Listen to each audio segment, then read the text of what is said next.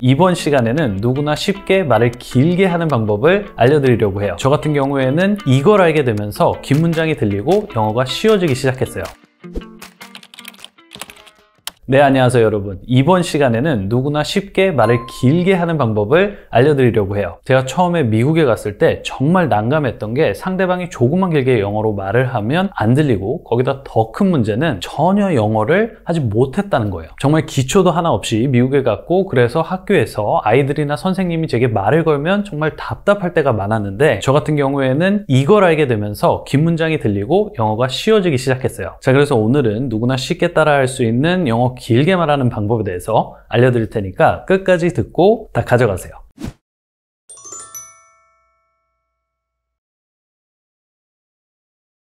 자, 우선 우리가 가장 하고 싶은 게 뭐냐면 조금 더 영어로 자세히 길게 말하는 거예요. 그래서 예를 들면 그 여자는 내 여동생이다, 이런 문장 말고 브라이언과 얘기하고 있는 그 여자는 내 여동생이다, 이런 말을 하고 싶은 거고, 또 내 가방 봤니 보다는 너 테이블에 있던 내 가방 봤어? 라는 이런 표현들이 하고 싶은 거죠. 그쵸? 그럼 이렇게 문장을 더 길게 말하는 방법을 보도록 할게요.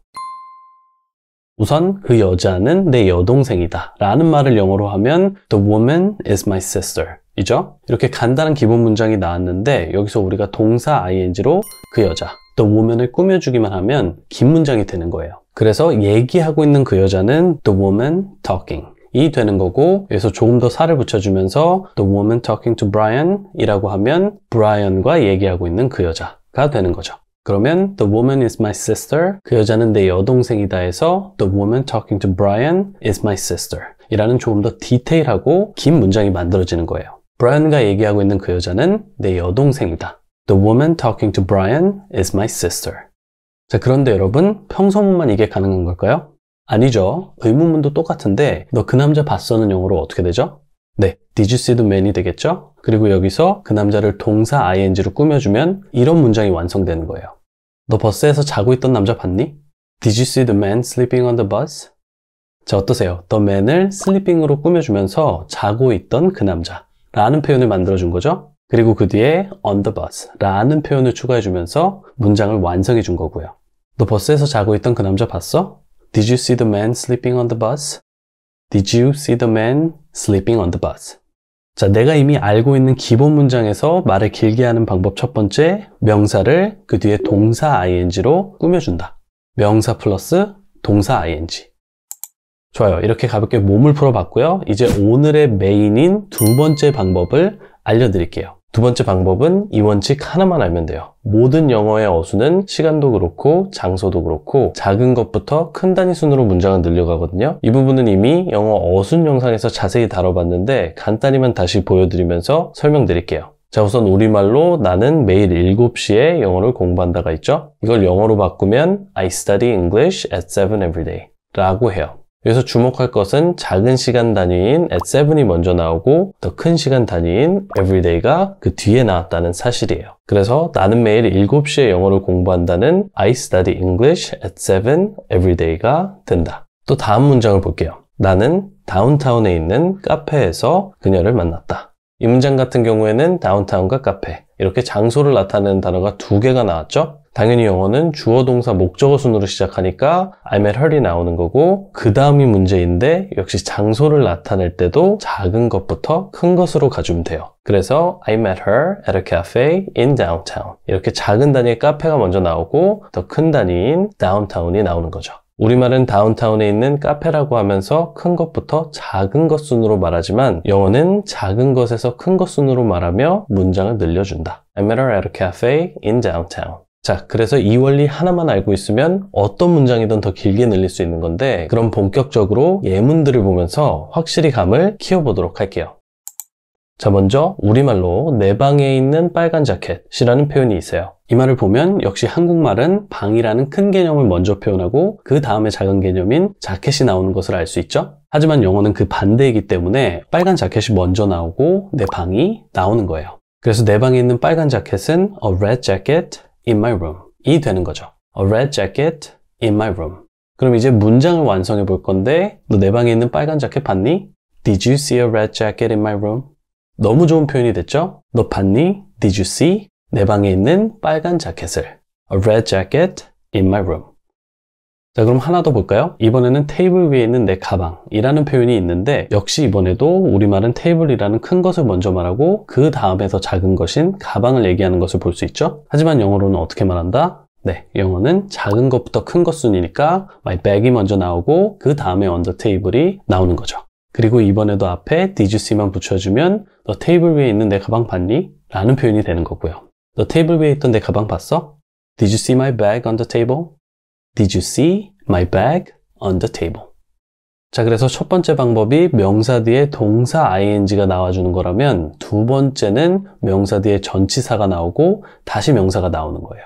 그런데 이렇게 말하는 순간 뭔가 조금 더 부담스럽고 어렵게 들리죠? 그래서 이런 문법적인 순서를 외우는 것보단 그냥 미국인들은 문장을 늘려줄 때 작은 것부터 큰 것 순으로 말해준다 라는 원칙만 기억하시면 돼요. 자, 그럼 계속해서 다음 문장을 보도록 할게요. 이번에는 부엌에 있는 커피인데 영어로 바꾸면 어떻게 되죠? 네, 작은 개념인 커피가 먼저 나오면서 coffee in the kitchen 이 되죠? 부엌에 있는 커피는 coffee in the kitchen. 좋아요. 그럼 이제 문장을 완성해 볼까요? 부엌에 커피 있어. There is coffee in the kitchen. 부엌에 커피를 내려놓은 게 있으니까 필요한 맛이라는 거죠? There is coffee in the kitchen. 자, 강가에 있는 호텔은 어떻게 표현할까요? 호텔이 먼저 나오고 그 주변에 더 큰 배경인 강이 나오겠죠? 강가를 영어로는 by the river이라고 하는데 이 by는 옆에란 뜻도 있지만 또 근처란 뜻도 있으니 참고해 주시고요. 그래서 강가에 있는 호텔은 영어로 a hotel by the river 이 돼요. 그럼 이제 문장을 만들어 봐야겠죠? 그는 강가에 있는 호텔을 예약했어요. He reserved the hotel by the river. 자, 우리가 호텔을 예약하다를 간단히 표현하자면 reserve a hotel 이라는 표현도 충분하고요. 또 제가 영어는 여기서 문장이 더 길어져도 작은 것에서 큰 것 순으로 말한다는 것을 보여드리기 위해 호텔을 예약하다라는 정석 표현을 사용하면 이런 문장도 가능해요. He reserved a room at a hotel by the river. 정석으로 다 표현하자면 호텔에 있는 방을 예약한 거니까 reserve a room at a hotel 이 되는 거고요. 역시 이 문장도 a room이라는 제일 작은 단위부터 그 다음 크기의 호텔이 나오고 마지막 제일 큰 단위인 강이 나오는 것을 확인할 수 있어요. 그래서 이렇게 세 가지 요소가 나와도 순서는 계속 동일하다는 거죠. 우리가 아마 제일 많이 고민하는 것 중에 하나가 오늘은 뭐 먹지지 않을까 싶은데 친구랑 저녁 약속을 잡으면서 내가 마침 좋은 식당을 알고 있다면 이런 말을 할 수 있겠죠? 우리 사무실 근처에 있는 식당이 정말 유명해. 그럼 먼저 우리 사무실 근처에 있는 식당이란 표현을 만들어 볼게요. The restaurant near my office. 여기서 하나 알아둘 점은 우리는 내 것이라는 표현으로 우리라는 표현을 사용해서 우리 사무실, 우리 아빠, 우리 가게라고 하는데 영어는 정확하게 나의 것이라고 표현을 해줘야 해요. 그래서 우리 사무실 옆에 있는 식당은 the restaurant near our office가 아니라 the restaurant near my office가 되는 거죠. 우리말과 영어의 말투 차이니까 알아두시면 좋을 거고요. 그럼 이제 문장을 완성해 봐야겠죠? 우리 사무실 근처에 있는 식당이 정말 유명해. The restaurant near my office is so famous. The restaurant near my office is so famous. 어떠세요? 이제 길고 디테일한 표현들이 가능하겠죠? 자, 오늘은 말을 길게 하는 원리에 대해서 배워봤어요. 이렇게 우리가 말을 길게 하려면 결국 기본이 잘 돼 있어야 하거든요. 왜냐면 영어는 결국 주어, 동사, 목적어 순으로 문장을 만들어줘야 하는데 오늘 배운 문장들은 모두 이렇게 주어, 동사, 목적으로 된 짧은 기본 문장에서 여기나 여기를 늘려주면서 만들 수 있었던 문장이니까요. 아시겠죠? 말을 길게 하고 싶으시다면 꼭 기초를 탄탄하게 잡으시고요. 영어는 기본이 돼야 어려운 문장들이 되는 거예요. 유튜브 영상을 책과 함께 공부하세요. 영어엔 키위엔. 자, 제일 중요한 사실, 중급 문장의 80%는 누구나 접할 수 있는 기본 문장에 한 스텝만 더 더해준 거예요. 막 엄청나게 복잡하고 새로운 문장 형식이 들어간 게 아니라는 거죠. Can you help me는 나를 도와줄 수 있니죠? 그런데 실제 상황에서는 나를 도와줄 수 있니? 나를 도와줄 수 있어? 이렇게 계속 단조로운 표현만 쓸 수는 없어요. 계속 can you help me만 할 수는 없다는 얘기죠. 예를 들면 상대에게 도와달라고 할 때는 무엇을 도와달라고까지 표현을 우리가 영어로 할 수 있어야 할 때가 많고 그래서 그걸 표현해 주기 위해서 기본 문장인 이 can you help me에 with를 추가해 주면서 문장을 연장시켜 주는 거죠. 자, 가방이 너무 많고 무거워서 친구나 누군가에게 좀 도와달라고 하고 싶어요. 그럼 can you help me 다음에 with my bags 라고 해주면 되는 거죠. 내 가방 좀 도와줄 수 있니? Can you help me with my bags? 하나 더 볼까요? 이번에는 회사에서 프로젝트를 동료에게 도와달라고 하고 싶은 거예요. 그럼 역시 이번에도 can you help me 다음에 with를 더해주고 그 다음에 무엇을 도와달라고 할 건지만 추가해주면 되죠. 그래서 can you help me with this project 가 된다. 자, 단어 하나만 바꿔주니까 사무적인 느낌의 문장이 또 완성되죠. 내 가방을 좀 도와줄 수 있니? Can you help me with my bags? 이 프로젝트 좀 도와주실 수 있나요? Can you help me with this project? 자, 그럼 이번에는 이 문장을 조금 더 학교를 다니는 아이들이 쓸 것 같은 문장으로 제가 단어 하나만 바꿔서 만들어 보도록 할게요. Can you help me with my homework? 너 내 숙제 좀 도와줄 수 있니? 어떠세요? 이 프로젝트에서 내 숙제로만 단어를 하나 바꿔주니까 느낌이 또 다른 문장이 나오죠? 자, 그래서 오늘 준비한 영상에 정말 좋은 중급 표현들이 많긴 한데 그 전에 하나 꼭 여러분의 영어 실력 향상을 위해서 제가 알려드리고 싶은 게 중급 영어의 80%는 조금 전에 우리가 기본 문장에 with라는 단어 하나만 더 추가해서 디테일을 실은 것처럼 이미 우리가 알고 있는 기본 문장 뒤에 단어 하나만 더 추가해서 디테일을 실어주는 방법과 아니면 기본적인 문장에 단어만 조금 더 그 상황에 맞게 업그레이드 시켜주는 방법으로 문장을 만든다라는 사실이에요. 업그레이드 하고 싶으신 분들은 이걸 꼭 기억해 주세요. 오늘의 메인 포인트예요. 다음 중급 문장을 볼게요. Do you know? 너 아니라는 기본 문장이죠? 그런데 여기에 how to 동사만 뒤에 붙여주면 너 무엇을 어떻게 하는지 아니가 돼요. 이번에도 역시 어떻게 뭐뭐 하는지란 뜻의 how to 동사만 기본 문장에 추가해주면서 문장을 연장시켜주는 방법이에요. 이런 게 우리는 알고 싶었다는 거죠. Do you know how to fix this? Do you know how to fix this? 쉽죠? 그럼 이거 어떻게 만드는 줄 알아는 Do you know how to make it이 되는 거고 역으로 어떻게 가는지 아시나요는 Do you know 다음에 how to get to the station 이 되겠죠. 도착하다는 get으로 많이 사용한다고 제가 알려드렸었죠. 그래서 역으로 어떻게 가는지 아시나요? 라고 상대방에게 물어볼 때는 Do you know how to get to the station? 너무 좋은 문장들이죠? 여러분이 간단한 기본 문장밖에 만들지 못해서 그동안 앞이 깜깜하고 영어에 좌절을 많이 느끼셨다면 이젠 그러실 필요 없으세요. 이 영상을 끝까지 보시면 영포자라도 어떻게 긴 문장이나 더 디테일한 문장을 만들 수 있는지 느낌이 오실 거고 나도 진짜 영어 잘할 수 있겠는데? 라는 생각이 드실 거예요. 오케이, 그럼 중급 문장을 만드는 방법을 하나만 더 같이 해볼게요. 그리고 그 다음은 바로 이어서 조금 더 내 영어를 매너 있고 있어 보이게 해주는 문장 만드는 방법을 알려드릴 테니까 기대해 주세요. 자, 우선 What's the best way? 라는 표현이 있어요. 무엇이 가장 좋은 방법인가요? 라는 표현이죠. 그리고 이번에도 역시 문장 뒤에 단어 하나만 더 추가해서 문장을 연장해 줄 건데 그 단어는 바로 to예요. 이 to의 뜻은 뭐뭐 하기 위해서이기 때문에 What's the best way 다음에 to를 사용해 주게 되면 어떤 것을 하기 위해 가장 좋은 방법이 뭐죠? 라는 문장이 되는 거죠. 그리고 to 다음에는 그냥 여러분이 아시는 동사들을 다 넣어주시면 그냥 문장들이 되는 거예요. 그래서 What's the best way to make? What's the best way to go? 이런 식으로 문장을 만들어 주시면 된다는 거예요. 그럼 좀 이제 여러분이 감이 오시게 제가 준비한 일상 영어 문장들부터 보여드리고 알려드리도록 할게요. 대화를 시작하는 가장 좋은 방법이 뭐예요? What's the best way to start a conversation? What's the best way to start a conversation? 다음이요. 영어를 배우는 가장 좋은 방법이 뭐예요? What's the best way to learn English? What's the best way to learn English? What's the best way to learn English? 공항에 가는 가장 좋은 방법이 뭐죠? What's the best way to get to the airport? What's the best way to get to the airport? 마지막, 진심으로 사과하는 가장 좋은 방법이 뭐죠? What's the best way to apologize sincerely? What's the best way to apologize sincerely? 어떠세요? 문장 뒤에 to만 추가해주면 더 자세한 표현이 되기 시작하죠? 자, 이 영어에서 to를 잘 쓰면 어떤 일이 생기는 거냐면 내가 만들려는 문장을 늘려줄 수도 있고 그러면서 디테일한 표현을 내 영어에 추가할 수 있게 되는 거예요. 그럼 to를 사용한 문장을 하나만 더 보도록 할게요. How much does it cost? 비용이 얼마나 들죠? 라는 표현이에요. cost는 비용이 들다라는 동사인데 우리가 많이 알고 있는 코스트코의 이 cost도 이 cost를 말하는 거예요. 자, 어쨌든 그냥 비용이 얼마나 드나요 보다는 무엇을 하는데 비용이 얼마나 드나요 라는 표현을 할 수 있어야 하는 거잖아요. 문장들을 드리도록 할게요. How much does it cost to park here? 여기 주차하는데 얼마나 들어요? How much does it cost to park here? How much does it cost to park here? 다음, 택시 타는데 얼마나 들죠?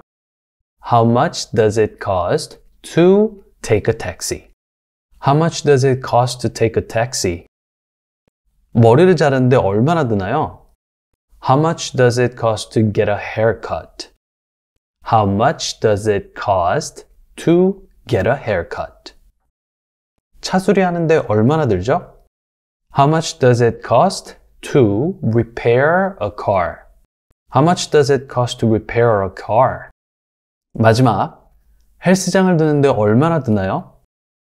How much does it cost to join the gym? How much does it cost to join the gym?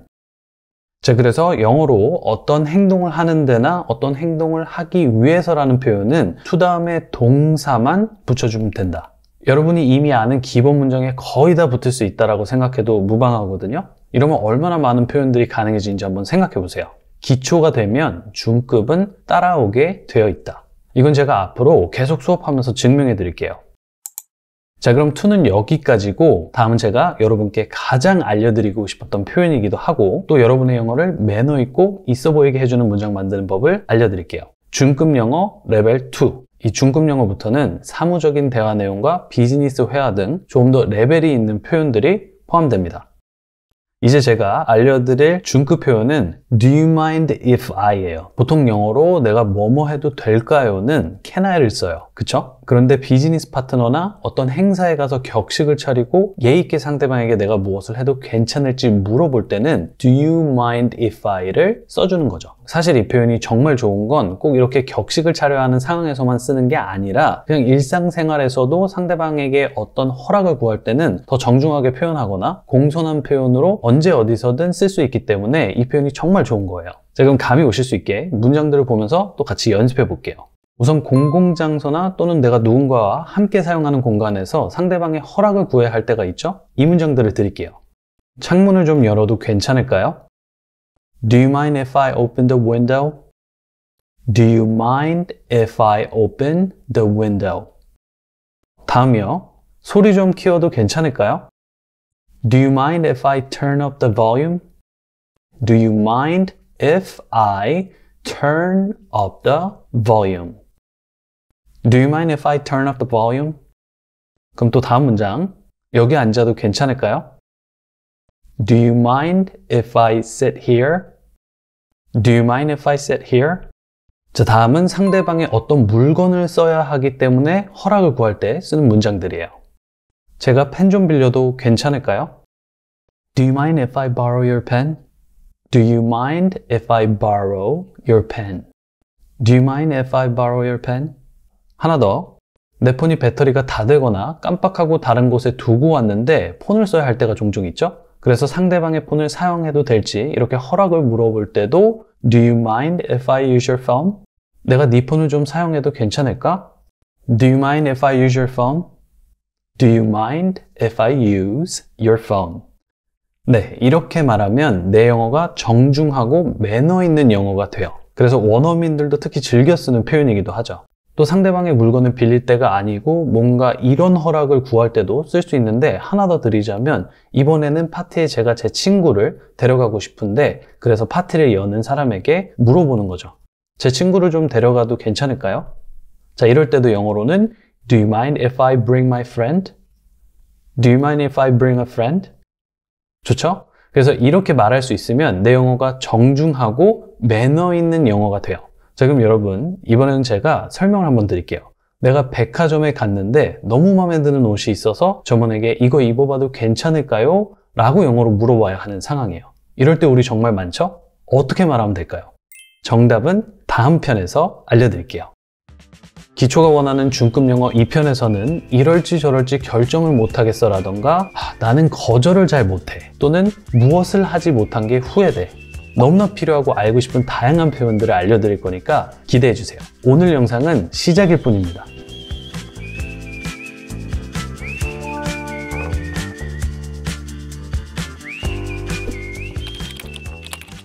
안녕하세요 여러분. 우리 이 would란 단어만 들으면 괜히 뭔가 복잡하고 어렵게 느껴지시죠? will은 뭐뭐 할 것이다인데 그럼 이 would는 뭐뭐 할 것이었다인가? 이 would의 다양한 용법이란 말만 들어도 골치가 아픈데 오늘 영상을 끝까지 보시면 나도 정말 영어 되겠는데? 어려운 영어도 할 수 있겠어 라는 생각이 드실 거예요. 자, 이 중급 영어도 원리만 하면 누구나 쉽게 할 수 있는 거니까 지금부터 함께 화이팅 해보겠습니다. 자, 우선 would는 will의 과거가 아니라는 것부터 알고 넘어갈게요. 자, 지금 이 두 문장을 보시면 첫 번째 문장은 He will like it. 그는 그것을 좋아할 거야 라는 문장이고, 두 번째 문장을 보면 He would like it. 이 문장도 역시 그는 그것을 좋아할 거야 라는 뜻이에요. 다른 문장인데 뜻이 같으니까 뭔가 달라도 다르긴 해야겠죠? 자, 이 he will like it이라는 문장은 그가 그것을 좋아할 거야 라는 뜻이긴 하지만 대신 확신이 강하게 찬 문장이에요. 자, 반면에 he would like it이라고 하면 그가 그것을 좋아할 가능성이 있다는 뜻으로 비교적 확신이 약한 뜻이 되는 거죠. 자, 예를 들어서 여러분이 여러분의 남자친구의 생일 선물을 사기 위해서 어떤 친구와 함께 쇼핑을 하러 갔어요. 그리고 그 쇼핑몰에서 예쁜 옷들을 찾다 보니까 이 그레이 후드티가 예쁘다고 생각이 되는 거죠. 자, 그래서 저 같으면 당연히 이 같이 간 친구에게 제 남자친구가 그레이 후드티를 좋아할지 안 좋아할지 물어볼 것 같은데, 그랬을 때 제 친구가 Yeah, he will like it 이렇게 말하면 강하게 확신을 보이면서 그가 좋아할 거야 라고 말하는 거고, 또 would를 사용해서 Yeah, he would like it 이렇게 말하면 확실하지는 않지만 그래도 좋아할 것 같다 같은 정도의 느낌이 되는 거죠. 그래서 여러분의 이해를 돕기 위해 제가 뜻을 조금만 바꿔보면 딱 이런 느낌이에요. 확신이 있으면 will, 그리고 가능성은 있지만 확신이 좀 약하면 would. 자, 그래서 중요한 건 would는 will의 과거형으로만 쓰이는 게 아니라 또 다른 의미들이 있다. 그런데 만약 내가 이 would를 will의 과거형으로만 알고 있으면 어떤 문장은 과거 형태로 쓰인 문장이어서 내가 그 문장을 이해할 수 있는 거고, 또 그런데 다른 형태로 또 이 would가 쓰인 문장을 보면 갑자기 헷갈리고 어렵게 느껴지기 시작하는 거죠. 그래서 would를 과거로만 알고 있지 않고 다른 용법들까지도 조금 알아주면 헷갈림도 없어지고 괜히 또 어려운 애라는 생각도 사라지게 되는 거죠. 무슨 말인지 아시겠죠? 그럼 would를 쉽게 알려드릴 테니까 지금부터 집중해 주세요. 제가 여러분과 알아볼 would의 첫 번째 용법은 가정법이에요. 학교 다니셨을 때 많이 들어보셨을 텐데요. 이 가정법은 별게 아니라 조건부로 만약 어떤 사건이 일어난다면 뭐뭐 할 것이다 라는 문장을 얘기하는 거죠. 예를 들어 내가 부자라면 세계 여행을 할 텐데 라는 문장을 영어로 만들어 보면 If I were rich, I would travel the world 라고 하는 거죠. If I were rich, I would travel the world. If I were rich, I would travel the world. 문장을 보면 만약 내가 부자라면 이라는 조건이 붙은 거고, 그랬을 경우 나는 세계 여행을 할 것이다 라는 뜻이 되는 거죠. 이게 다예요. 현실은 아니지만 만약 그렇다면 이렇게 할 것이다. 이게 가정법이에요. 자, 그런데 이 가정법이 한국인 입장에서 조금 어렵게 느껴지는 이유가 뭐냐면 바로 문장의 시제 때문이에요. 만약 내가 부자라면 세계 여행을 할 것이다를 영어 문장으로 만들어 보라고 하면 아마 대부분 이렇게 만드실 거예요. If I am rich, I will travel the world. 근데 정답은 If I were rich, I would travel the world. 왜 그러냐? 이 가정법이라는 애는 간단한 룰이 하나 있는데 지금 말한 것은 현실이 아니라 상상이기 때문에 요걸 표현해 주기 위해서 과거 형태를 써주기로 한 거죠. 그래서 If I were rich, I would travel the world 라고 하는 거다. 하나만 더 볼까요? 만약 여러분이 로또에 당첨되면 뭐부터 하고 싶으세요? 아마 많은 분들은 정말 상상으로만 생각해오던 멋진 집을 사고 싶으실 거예요. 그쵸? 자, 그럼 이 문장을 영어로 만들어 볼 건데 아마 여러분 대부분은 이렇게 만드시고 싶으실 거예요. If I win the lottery, I will buy a house. If I win the lottery, I will buy a house. 자, 근데 여기서 중요한 건 지금 내가 정말로 복권에 당첨이 된 건가요? 아니죠. 그럼 어떻게 한다? 네, 과거로만 시제를 바꿔준다. 그래서 If I won the lottery, I would buy a house. If I won the lottery, I'll buy a house. If I won the lottery, I'll buy a house. 자, 가정법도 별거 없죠? 현실이 아니고 상상이면 그냥 시제를 과거로만 바꿔준다라는 심플한 룰인데, 그럼 이제 룰을 아셨으니까 여러분이 한번 문장을 만들어 보세요. 자, 그럼 제가 상황을 드릴게요. 치열하게 직업을 구하고 가정을 꾸려 정신없이 살다 보니까 어느 날 갑자기 부모님이 생각나는 거예요. 그러나 멀리 계신 부모님을 뵈러 가는 것이 쉽지 않은 것도 사실이죠. 그래서 남편과 얘기를 하면서 조금만 더 가까이 산다면 부모님을 더 자주 찾아뵐 수 있을 텐데 라고 말을 하는 거예요. 자, 이 문장을 영어로 만들면 어떻게 되는지 다 같이 만들어 볼까요? If I lived closer, I would visit them more often. 네, 현실이 아니고 상상이기 때문에 이렇게 만들어주면 된다. If I lived closer, I would visit them more often. would의 다음 용법을 또 보여드릴게요. 다음은 뭐냐면 바로 공손한 표현을 할 때 쓰는 would예요. will 대신 would를 사용하면 요청이나 제안을 할 때 더 공손하고 예의 있게 말할 수 있어요. 그래서 격식을 차리거나 친절하게 대화를 하고자 할 때 아주 딱이기 때문에 레스토랑에서 뭐 주문을 할 때나 누군가에게 도움을 요청할 때 그리고 또 어떤 제안을 해야 할 때 아주 적합한 표현이 되겠죠. 자, 그럼 예문들을 보고 감을 익혀볼까요? 창문 좀 닫아주시겠어요? Would you mind closing the window? Would you mind closing the window? 커피 드시겠어요? Would you like some coffee? Would you like some coffee? Would you like some coffee? 이것 좀 도와주시겠어요? Would you help me with this? Would you help me with this? Would you help me with this? 자, 그럼 would의 다음 용법은 바로 한때 내가 무엇을 했었었다 라는 표현이에요. 자, 우리가 왜 어떤 특정 장소에 가게 되면 우리 어렸을 때나 옛날을 회상하면서 이런 말들을 할 때가 있잖아요. 내가 어렸을 때는 매일 학교에 걸어 다녔는데 라던가 야, 일 끝나고 진짜 여기서 매일 한 잔씩 하곤 했는데 처럼 어렸을 때의 추억이나 과거의 일상 표현을 할 때도 이 would를 써주는 거예요.